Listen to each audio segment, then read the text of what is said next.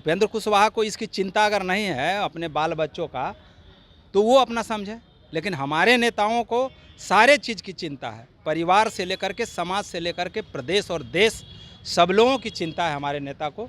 नमस्कार, मेरा नाम प्रेम है और आप लाइव स्ट्रीट देख रहे हैं। देखिए, बिहार में विपक्षी एकता की बैठक हुई, तमाम नेता बिहार पहुंचे, पर अब बीजेपी के लोग आरोप लगा रहे हैं। जो महागठबंधन से बाहर हैं वो कह रहे हैं कि बिहार में तो जो गठबंधन है वो चल नहीं रहा है। इन लोग का विपक्षी एकता का बैठक क्या रंग लाएगा। उतना ही नहीं, उपेंद्र कुशवाहा जो कि जेडीयू से अलग हुए, साफ शब्दों में कह रहे हैं कि अब जेडीयू है वो आरजेडी में विलय होने वाला है। हमारे साथ आरजेडी के विधायक हैं सुधा ईरान। कब अपने में विलय करवा रहे हैं जेडीयू को पार्टी?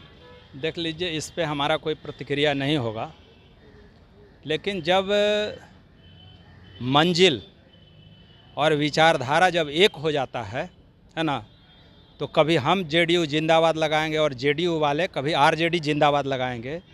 लेकिन इससे उन लोगों को परेशानी नहीं है। परेशानी जो सामने 24 का लोकतंत्र का महासंग्राम जो होना है, उसमें उन लोगों को सीधे सीधे पराजय दिख रहा है। बेचैनी इसी बात की है। पर आप लोग विपक्षी एकता की बैठक किए, तमाम लोग नेता पहुंचे, पर कह रहे हैं अरविंद केजरीवाल तो बीच में ऐसे चले गए। कोई बीच में नहीं गए हैं, सब एक दूसरे के सहमति से गए हैं। और पूरी तरह इन लोगों में बेचैनी जो बढ़ी है ना, ये जो विपक्षी एकता की मीटिंग हुई है और दूसरे मीटिंग की जो घोषणा हुई है ना, ये उसी के चलते इन लोगों में बेचैनी हुई है। और इन लोगों के मतलब इसी तरह बेचैन रहेंगे और कुछ होना नहीं है। 24 में महागठबंधन के नेतृत्व में सरकार बनेगी और बिहार ही नहीं, पूरे देश के लोग, सभी जाति धर्म के लोग अमन चैन से रहेंगे। सब लोगों का विकास होगा चौमुखी। यही मतलब महागठबंधन का परिकल्पना। उपेंद्र कुशवाहा तो कह रहे हैं कि केवल शादी ब्याह की बात हो रही है, बारात की बात हो रही है। देख लीजिए, जब एक जगह आदमी जुटता है ना, तो जब हम मुद्दों पर बात कर लेते हैं, इसके बाद फिर परिवार के समस्याओं पर भी बात हम करते हैं। हम उससे अलग थोड़ी हैं, हम राजनीति करते हैं। इसका मतलब ये नहीं ना है कि हम अपना बाल बच्चा परिवार सब छोड़ दें।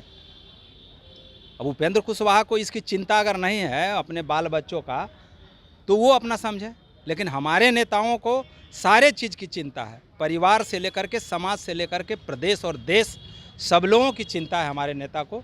इसीलिए सारी चीज़ों पे बात करते हैं। विधायक जी का सवाल है, लालू प्रसाद यादव ने विपक्षी एकता की बैठक हुई, इसके बाद प्रेस कॉन्फ्रेंस हुआ, उसमें खुले रूप से कहा कि हम अब फिट हो गए हैं, नरेंद्र मोदी को फिट कर देंगे। तो बीजेपी वाले याद दिलवा रहे हैं कि लालू यादव भूल गए कि उनको पिंजड़े में किसने कैद करवाया था।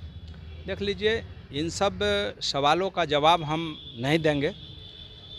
लालू यादव जी जो बोल रहे हैं, बिहार सहित पूरे देश की जनता इसको महसूस कर रही है कि हमारे नेता पूरी तरह माने मजबूत हो गए हैं। जो अपनी बात को कल जिस तरह मतलब लोकतंत्र की रक्षा के लिए सड़क से सदन तक उनका आवाज़ गूंजता था, फिर आगे आने वाले दिन में भी गूंजेगा। आप आवाज़ गुंजाने की बात करें, आवाज़ लालू यादव का बुलंद हो रहा है तो वो पिंजड़ा का याद दिला रहे हैं। वो सब तो वही ना बोले कि जब इनको मतलब अपना सत्ता घसकते दिख रहा है तो बहुत तरह का इनको मतलब बातें याद आएगी। तो उन सब से बिहार और देश की आवाम को कोई मतलब नहीं। आप सत्ता घसकाने की बात कर रहे हैं और बीजेपी के लोग कह रहे हैं कि कितना भी गलबहियाँ कर लें, तीसरी बार नरेंद्र मोदी प्रधानमंत्री का शपथ लेंगे, चाहे जो भी कर ले। अब तो मतलब बिहार और बिहार सहित पूरे देश के लोगों के सामने ये चुनौती है कि जिस तरह इस देश को बांटने का और तोड़ने का, और सभी वर्ग के लोगों को लोग जो अपने इनसे जो ठगा हुआ महसूस कर रहे हैं, ये सारी लोग बात समझ गए हैं। और अब किसी भी इनके कोई भी जाल में इनके फंसने वाले लोग नहीं। पूरी तरह इसको 24 में इनको पटकनियाँ देंगे और यहाँ से बाहर करें। दूल्हा खोज रहे हैं कि दूल्हा कौन होंगे, कि कौन से दूल्हा पटकनियाँ देने वाले हैं? दूल्हा नहीं, देश के प्रधानमंत्री के लिए नेता हैं और उसका जल्द ही मतलब सब कुछ हो जाएगा। क्या नीतीश कुमार को मान रहे हैं आप लोग? अरे भाई, मतलब ये हमको सिर्फ मानने से नहीं ना होगा, पूरे देश के लोग अभी देखें ना कितना बढ़िया मीटिंग हुआ, उसका कितना अच्छा संवाद संदेश गया पूरे देश में।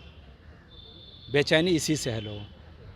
तो चलिए, आरजेडी के कद्दावर नेता विधायक सुदय यादव थे, तमाम सवालों को जवाब दे रहे थे। उतना ही नहीं, जिस तरीके से बीजेपी के लोग सवाल खड़े करते कि दुल्हा कौन होगा, क्या कुछ कहा है, मैंने साफ शब्दों में सुना। पर विपक्षी एकता की बैठक पे जो सवाल खड़ा होता था उस पर भी इन्होंने अपना जवाब दिया और क्या कुछ कर रहे थे वो आपने सुना।